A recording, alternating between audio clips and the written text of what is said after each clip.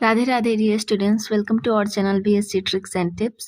आज की इस क्लास में हम बीएससी थर्ड सेमेस्टर जूलॉजी का यूनिट सेकंड डिस्कस कर रहे हैं, जिसमें हमारा टॉपिक है राइबोसोम।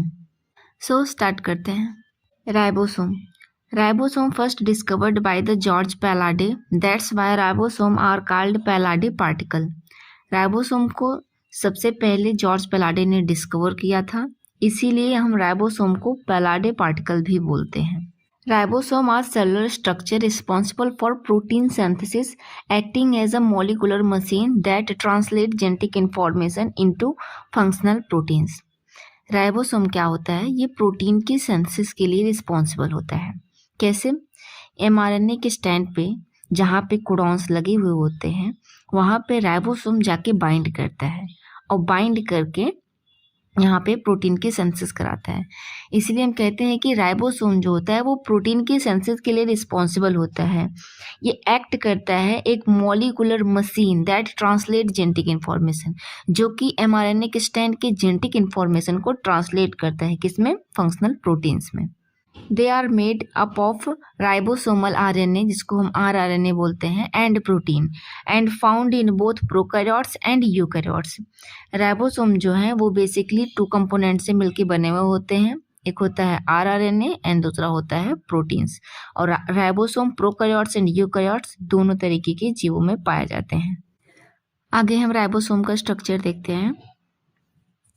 यह है हमारा राइबोसोम, जिसमें दो सब यूनिट्स पाई जाती हैं। एक होती है स्मॉलर सब यूनिट और एक होती है लार्जर सब यूनिट। और इस स्ट्रक्चर में दिखाया गया है कि किस प्रकार mRNA के स्टैंड से हमारी दोनों ही सब यूनिट्स राइबोसोम की mRNA से बाइंड की हुई है। जो स्मॉलर सब यूनिट होती है वो फर्स्टली बाइंड करती है mRNA के स्टैंड से, और जो लार्जर सब यूनिट होती है वो बाइंड करती है tRNA प्लस एमिनो एसिड से। mRNA के लार्जर स्टैंड में 3 साइट्स होती है। एक होता है ए साइट, पी साइट और ई sites.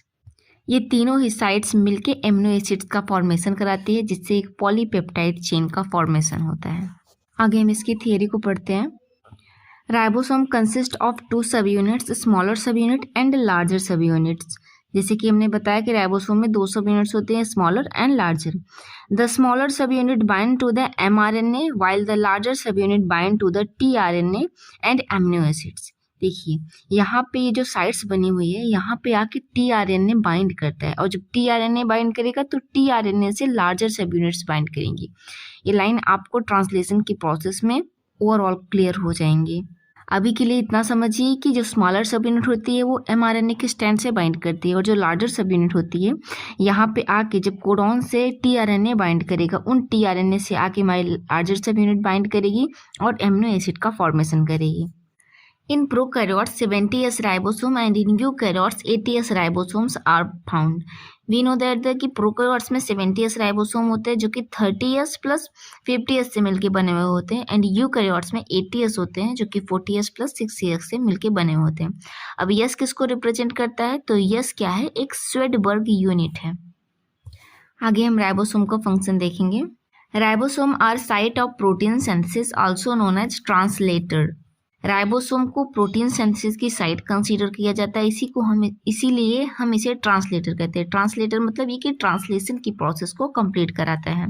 The ribosome facilitates the formation of peptide bond between the amino acids, creating a polypeptide chain, यानी कि प्रोटीन का फॉर्मेशन करता है। राइबोसोम ट्रांसलेशन की प्रोसेस के दौरान पेप्टाइड बॉन्ड का फॉर्मेशन कराता है, और ढेर सारे पेप्टाइड बॉन्ड मिलकर बनाते हैं एक पॉलीपेप्टाइड चेन, जिसको कि हम प्रोटीन बोलते हैं। Protein synthesized by the free ribosome often remain within the cell, while those made by the bounded ribosome are often destined for secretion or membrane integration. Bound and non bound ribosome के basis पे ribosome 2 types के होते हैं। एक होते हैं membrane से bound ribosome और एक होते हैं मेम्ब्रेन फ्री राइबोसोम। जैसे कि न्यूक्लियस से बाउंड क्या होता है, यहाँ पे इंडोप्लाज्मिक रेटिकुलम, और इंडोप्लाज्मिक रेटिकुलम से बाउंड होता है राइबोसोम, तो उसको हम क्या बोलते हैं? Membrane bound ribosome. इसी प्रकार से जो कि साइटोप्लाज्म में फ्री राइबोसोम होते हैं, उनको फ्री राइबोसोम होते हैं। तो इस लाइन में यही बताया गया है कि जो प्रोटीन सिंथेसाइज किया जाता है फ्री राइबोसोम्स के द्वारा, वो रिमेन्स रहता है विद इन द सेल, और जो प्रोटीन सिंथेसाइज किया जाता है बाउंडेड राइबोसोम के द्वारा, उसका यूज़ सेल के अंदर भी होता है एंड सिक्रीशन मीन्स उसका यूज़ सेल के बाहर भी किया जाता है। ओके स्टूडेंट, तो यहाँ पे हमारा टॉपिक कंप्लीट होता है। आई थिंक आज का यह टॉपिक आप सबको पसंद आया होगा। इसी तरीके की और वीडियोस के लिए चैनल को लाइक, सब्सक्राइब एंड शेयर करना ना भूलें, ताकि हमें मोटिवेशन मिलता रहे नेक्स्ट वीडियोस को बनाने के लिए। और अगर किसी भी स्टूडेंट्स को टॉपिक से रिलेटेड कोई भी डाउट हो तो आप कमेंट सेक्शन में पूछ सकते हैं।